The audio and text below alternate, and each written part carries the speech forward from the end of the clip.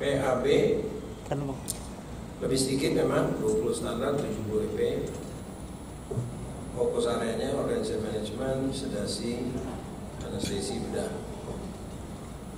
Anestesi termasuk sedasi moderat dalam itu sampai dengan 61, sekitar 65% EP-nya. Bedah 7 sampai 81, 35%. Di masa lalu memang PAB ini cukup tinggi nilai-nilainya, tapi sekarang ada tambahan implan sama layout sama mutu. Nah, ini juga harus didiskusikan tentang terintegrasi. Bila rumah sakit itu ada anestesi, ini pelayanan anestesi sedasi dalam dan moderat. Misalnya di endoskopi dilakukan oleh bukan spesialis anestesi, di MRI atau radiologi ada anak-anak disedasi oleh spesialis anak bukan oleh anestesi, maka haruslah dilakukan integrasinya itu kurang lebih seperti laboratorium radiologi. Patut diketahui bahwa dalam PAB ini sedasinya moderat dalam, yang minimal tidak diutik-utik, tidak dinilai. Tetapi rumah sakit haruslah tetap membuat regulasinya. Sedasi minimal, misalnya dokter gigi, anestesi lokal itu minimal. Jadi kalau nggak diatur tentu sangat berisiko nantinya. Namun tidak akan digali, dilakukan pemeriksaan oleh surveyor, tidak. Kalau GCI menyatukan sedasi ini, nah KARS ketika mengkaji hal ini mengambil kesimpulan kalau sedasi disatukan minimal moderat dalam tetap diukur, akan sangat banyak rumah sakit yang substandar. Ya. Baik, kita mulai dengan PAB 1. Itu adalah pelayanan anestesi termasuk sedasi moderat dalam. Jadi dalam menyusun regulasi, kata-katanya selalu harus muncul pelayanan anestesi termasuk sedasi moderat dan dalam. Nah, termasuk minimal boleh saja, ya, termasuk minimal boleh saja, tapi harus dipahami konteksnya. Kemudian EP2 saya kira nggak ada masalah, ada kuat reguler, nyaman. EP3 juga nggak ada masalah. PAB2 adalah tentang kepalanya, pelayanan anestesi. Keseragaman ini utamanya karena penanggung jawabnya adalah spesialis anestesi. Kemudian dia sebagai kepala punya tugas A sampai dengan D, mirip dengan laboratorium dan radiologi. A sampai dengan D, monitor, mengevaluasi pelayanan anestesi sedasi moderat dalam. Jadi kurang lebih sama. Ada mutu juga di sini. Baru di 21 muncul mutunya.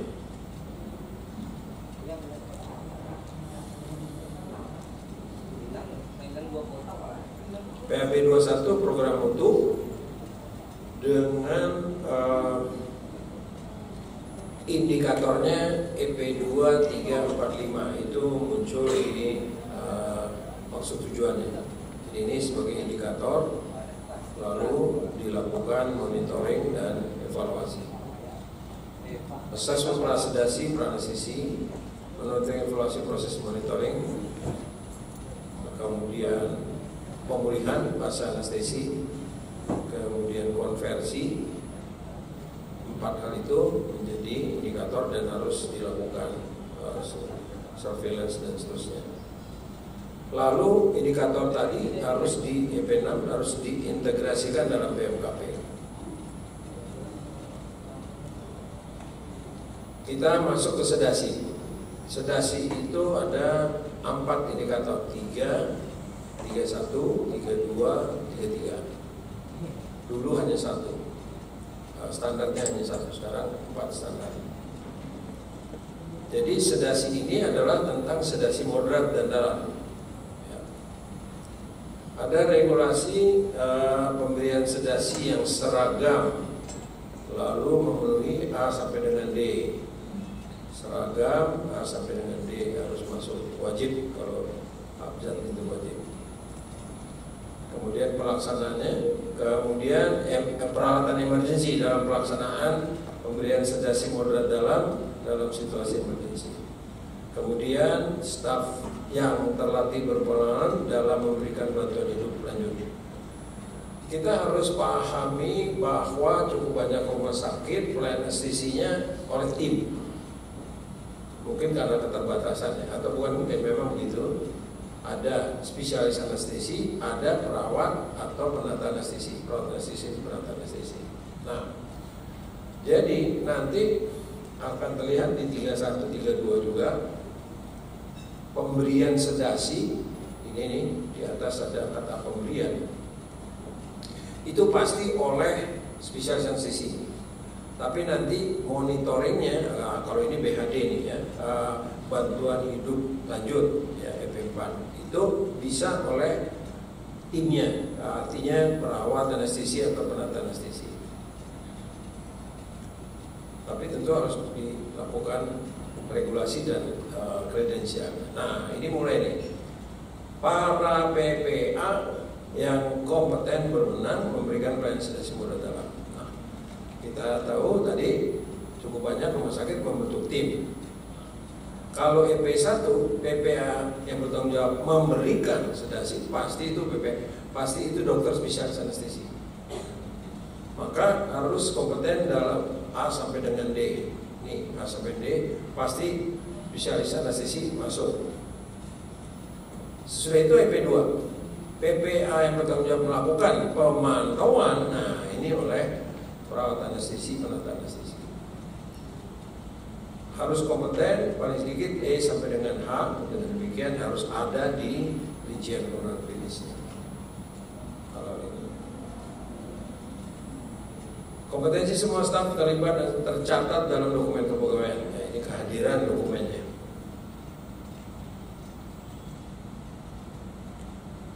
Tiga-2 ini muncul PPK, panduan praktek klinis. Rumah sakit melakukan regulasi tindakan sedasi moderat dalam baik cara memberikan bantuan. EP1 dilakukan asesmen prasedasi. Asesmen pasti dokter spesialis anestesi yang bisa. Dicatat, berisikan A sampai dengan E, harus memuat hal ini formnya. Asesmen prasedasi, banyak rumah sakit menyatukan dengan asesmen pra-anestesi, formnya boleh. Yang penting memenuhi butir-butir apa yang disebut di EP. Kemudian EP2, seorang yang kompeten melakukan pemantauan sama seperti yang tadi 31, itu bisa perawat anestesi, penata anestesi. Kriteria pemulihan ini pasca didokumentasikan, berarti formnya. Terakhir adalah inform consent. 33 inform consent untuk sedasi moderat dalam. Di PAB ada 4 inform consent.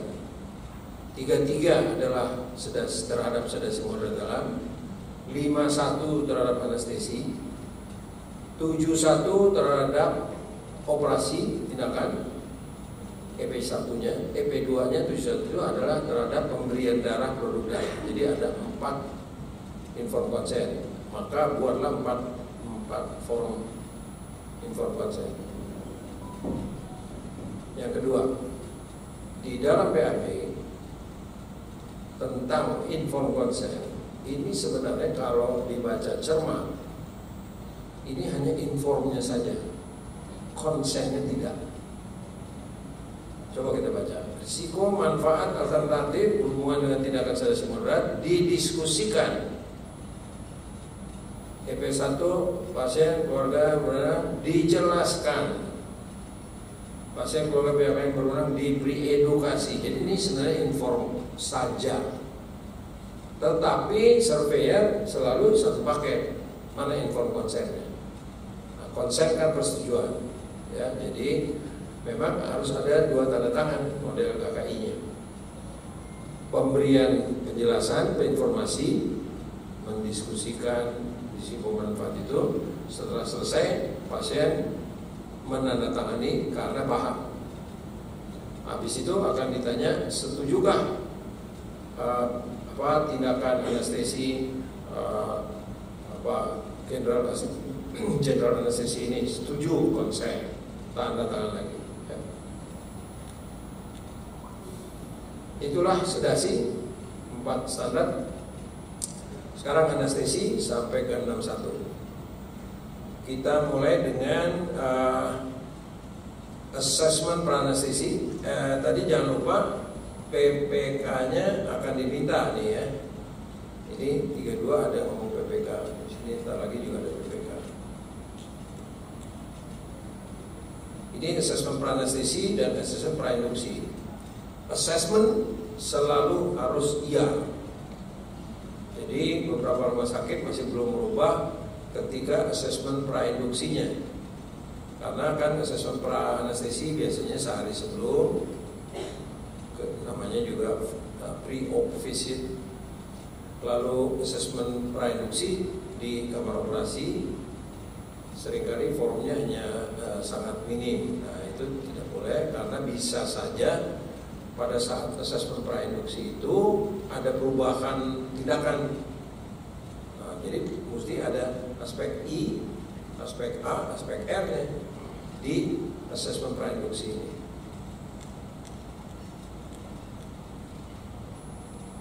Lima adalah rencana.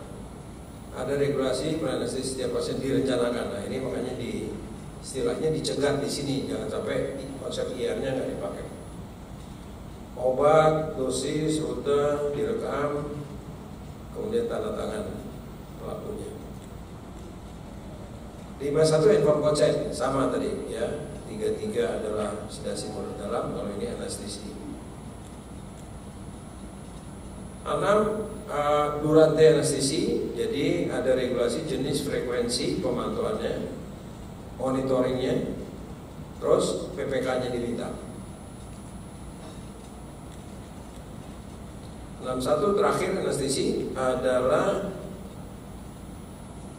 dari ruang pulih, di ruang pulih. Jadi rumah sakit menetapkan regulasi memonitor status pasien anestesi, setiap pasien dicatat, pasien dipindah dan seterusnya. Nah, EP1 memindahkan pasien dari ruang pulih, dari RR. 3 alternatif wajib dicantumkan dalam regulasinya. Pertama, pasien dari RR dipindahkan oleh dokter anestesi, saya kira nggak ada masalah. B, dipindahkan oleh penata atau perawat anestesi. Ini karena bukan karena, haruslah di bawah supervisi dokter spesialis anestesi ya, karena ini pendelegasian secara mandat. C, dipindahkan dari RR ke ruang intensif lainnya karena memang kebutuhannya. Jadi itu harus bunyi dalam regulasi. Lalu EP2 waktu masuk keluar RR dicatat. Ini bukti pemonitorannya, dokumennya, catatannya. Biasanya form pasca anestesi. Itulah anestesi selesai. Sekarang kita masuk bedah. EP1 adalah ada regulasi setiap pasien sudah direncanakan, diagnosis praoperasi, rencana operasi dicatat, hasil assessment dicatat. Jadi Bapak Ibu sekalian, PAB 7 ini adalah assessment prabedah. Tapi ada diskusinya. Nah, kita lihat gambar. Ada 3 kelompok pasien. Pertama, pasien itu digarap di poliklinik. Semua pemeriksaan selesai, hemostasis, semua foto selesai, maka dokter bedah di poli menyatakan, Bapak besok atau tadi Rabu masuk, saya operasi hernianya. Maka 7 bertanya, waktu masuk itu di mana Anda mencatatnya?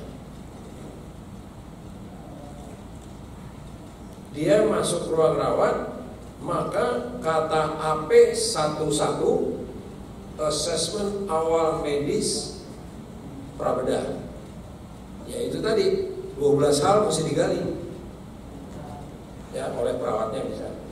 Pokoknya yang tadi. Oke. Sekarang pasien kedua dipegang dokter bedah, masuk rawat inap, belum ada spesifik mau bedah apa. Jadi masuk asesmen awal namanya prabedah, tapi masih akan menjalani pemeriksaan karena ini masalah misalnya massa di abdomen, belum jelas mau operasi apa. Jadi mau periksa-periksa. Maka ini namanya asesmen awal medis. Ya, ya udahlah mau disebut prabedah karena itu bagian bedah, boleh-boleh aja. Tapi ini bukan yang diminta PAB 7.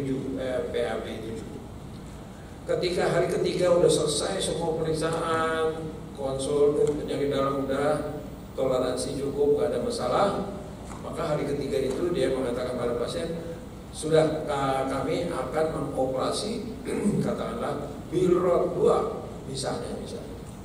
Nah, itu PAB 7 akan nanya, nyatetnya di mana? Pasti bukan di asesmen awal medis, karena itu udah. Jadi di mana? Atur, bikin regulasinya. Mau di CPPT silakan, mau bikin forum khusus silakan. Ya. Pasien yang ketiga masuk rawat inap dipegang internis DM, selesai hari keempat udah siap mau dia dikonsul ke bedah untuk hernia inguinalis lateralis. Maka dokter bedah masuk periksa, pasti bukan asesmen awal, udah di tengah. Oke, ini herniotomi besok. Nah, kata PAB 7 di mana nyatetnya? Atur. Gitu, ya. Mau di CPPT, mau di forum silakan. Itulah PAB 7. Yang saya bilang tadi, kita akan bahas tentang kasus yang tadi. 71 inform konsen, EP1 operasi, EP2 pemberian darah perut darah. Sama tadi diskusinya, PAB 33, 51, 71. 72 laporan operasi harus memuat A sampai dengan A. Udah. Upayakan formnya itu sifatnya sebagai checklist juga supaya lebih mudah.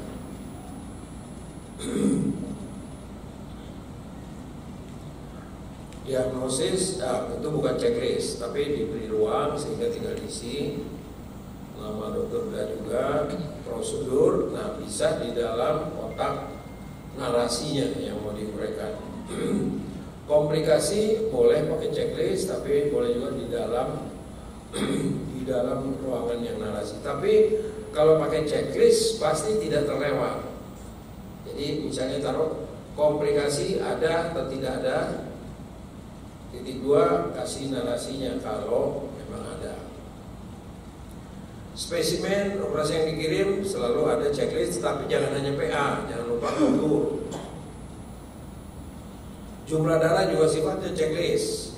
Jumlah darah yang kehilangan darah, titik 2, titik CC, jadi ya tinggal dipaksa mengisi.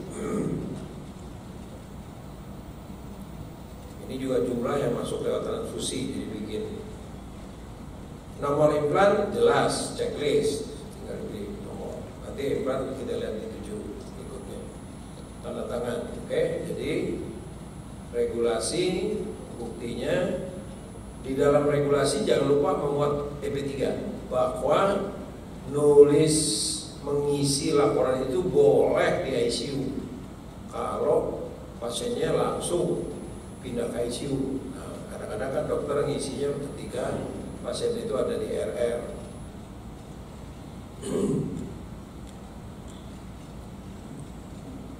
Tujuh tiga adalah post-op rencananya harus dibuat oleh DPJP, DP2 maupun oleh perawat dan PPA lainnya tergantung tentu keterkaitannya. Jadi PPA lainnya bisa dietitian, bisa caretaker, mungkin fisioterapi dan sebagainya. Harus membuat rencana post-op.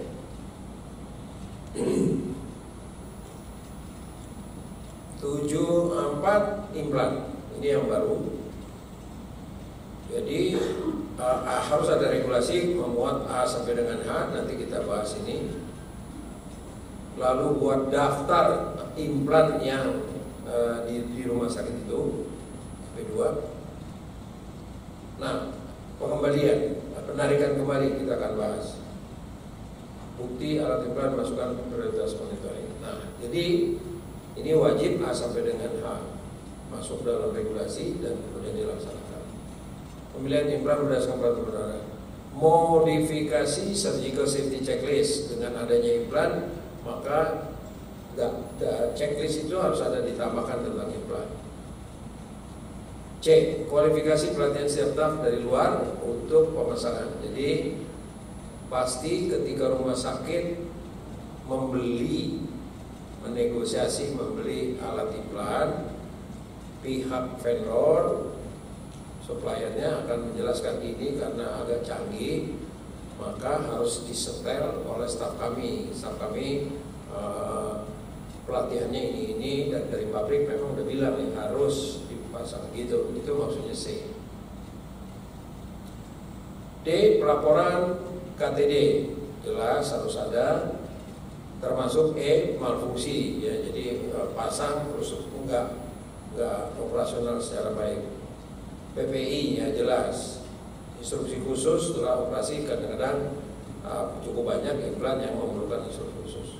Sekarang yang H, kemampuan penelusuran traceability alat jika terjadi penarikan kembali recall, itu masuk di EP3.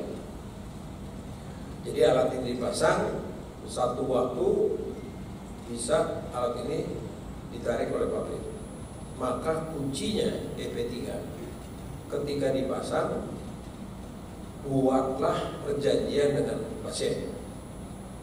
Kalau bapak ibu pindah rumah, ganti nomor telepon, baik telepon rumah, baik HP, harus lapor kita. Itu kuncinya. Sehingga ketika terjadi kasus, pabrik menyatakan ini harus ditarik dalam waktu 1 bulan, nggak boleh lebih, bahaya ini, pasiennya bisa mati. Nah, kita rumah sakit mencari, nggak ketemu. Lalu pasiennya mati, menuntut ke pengadilan, hakimnya nanya, rumah sakit itu udah bikin apa? Nah, kami sudah dulu membuat perjanjian. Kalau dia pindah rumah, pindah nomor telepon, mesti lapor ini. Ternyata dia pindah rumah, kita datangi RT-nya, nggak tahu pindah kemana. Nomor teleponnya dia ganti, kita nggak dilapori, jadi kita berusaha kontak nggak ketemu. Nah, itu kuncinya EP3. Harus ada perjanjian itu. Kapan perjanjiannya? Ya perkirakan aja bahwa alat ini bisa ditarik atau semua implan aja yang bikin perjanjian, kan itu sederhana.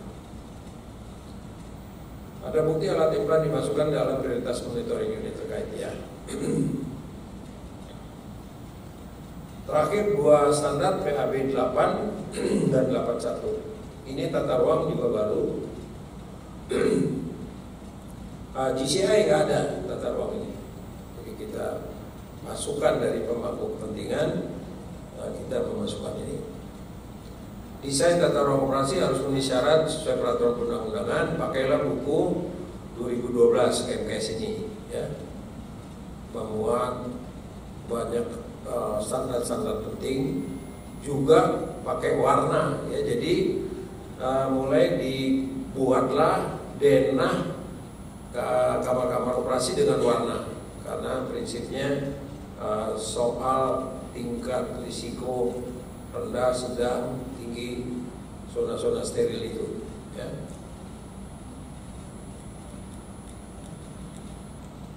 Pertama, rumah sakit tetap jenis pelayanan bedah mudah, ya, apa saja pelayanan bedah yang ada di situ. Ruang operasi memenuhi persyaratan pengaturan zona berdasarkan seritas ruangan. Itu tadi startingnya dari denah. Ruang operasi memenuhi persyaratan alur masuk, alur keluar terpisah, termasuk pintu masuk dan pintu keluar. Ruang operasi memenuhi persyaratan koridor steril dipisahkan, tidak boleh berserakan. Jadi kalau rumah sakit dari awal ditata mudah, tapi ada rumah sakit yang tambal sulam, nambah sini. Ini seringkali scoringnya menjadi kurang bagus. Karena setelah ganti baju yang steril masih mundur lagi lewat pintu lain begitu. Terakhir adalah mutu. Tadi anestesi juga ada mutu, sekarang bedah ada mutu. Indikatornya ada 4, EP2, 3, 4, 5, masuk ke dalam maksud tujuan. Jadi ini indikatornya. Pertama tentu program berupa berkas. Kedua pelaksanaannya. Bukti monitoring pelaksanaan, assessment prabedah, penandaan lokasi operasi, mark site, pelaksanaan surgical safety checklist, diskrepansi diagnosis pra dan post-op. Lalu program mutu ini indikatornya diintegrasikan dalam program mutu rumah sakit. Demikian Bapak Ibu sekalian, PAB jumlah standarnya 20 dan EPM-nya 70. Baik, sekarang diskusi, silakan. Kiri ada? Belum? Tengah? Belum? Kanan? Belum? Sudah mulai ada satu? Sudah mulai vertigo? Harus terus to ground? Baik, silakan. Saya Tony dari Rumah Sakit Umum Arifin Ahmad. Ingin saya tanyakan mengenai assessment prabedah. Tadi sudah diklasifikasi oleh dokter macam-macam. Bukan klasifikasi, pengelompokan pasiennya dengan kondisi yang tadi ya. Betul. Oke, silakan. Pengelompokan pasiennya tadi. Nah, yang ingin saya tanyakan berarti jadi intinya 7 assessment prabedah. Itu intinya. Ya. Nyatetnya di mana? Oke. Ya. Nah, yang mengenai nyatetnya tadi, itu setiap rumah sakit punya cara sendiri-sendiri. Nah, itu kelompokan umum saya. Satu pasiennya digarap di poli, pasti di poli ada catatan. Betul. Tapi yang ditanya tentu bedah itu pasti ranah. Maka dia masuk ranah, si dokter udah bilang nih besok misalnya operasiannya. Maka ketika masuk ranah, assessment awal AP 1.1 itulah buktinya. Nah yang kedua, dia belum jelas operasinya apa, tapi dipegang dokter bedah. Nah nama assessment awalnya awal medis, tapi kadang-kadang diberi judul assessment prabedah. Ya oke, sama aja. Tetapi baru hari ketiga misalnya jelas operasinya. PAB 7 nanya, nyatetnya di mana? Yang ketiga, pasien ini dipegang internis atau spesialis lain. Hari ketiga keempat di konsul bedah untuk hemoroid untuk ini. Nah, si dokter bedah dan masuk melakukan assessment, operasi episiotomi. PAB 7 nanya, nyatetnya di mana? Oke, silakan. Oke. Di rumah sakit kita itu kan ada form khusus. Bentar dulu. Kasus yang mana yang Anda mau tanya? Dari 3 ini. Ada satu yang justru tidak masuk kelompok itu dong, Yaitu apabila pasien ini masuk emergency atau SITO yang lebih dari satu. IGD udah menampung itu, assessment awal IGD. Karena ada 3 dokter. Bukan karena IGD menampung hal itu. Jadi tidak perlu lagi bikin assessment. Ya, karena itu IGD langsung operasi. Itulah yang termasuk assessment awal. Ya, ini maksudnya pasien dari luar emergency IGD kan? Iya. Bukan yang di dalam hari ketiga timbul emergency, bukan itu kan? Bisa juga. Itu berarti yang pasien yang golongan kedua, ketiga tadi bukan assessment awal AP11. Berarti baru lagi assessment awalnya pada saat. Bukan awal nih, assessment prabedah PAB 7 adalah asesmen prabedah hari ke-3, 4 misalnya gitu ya.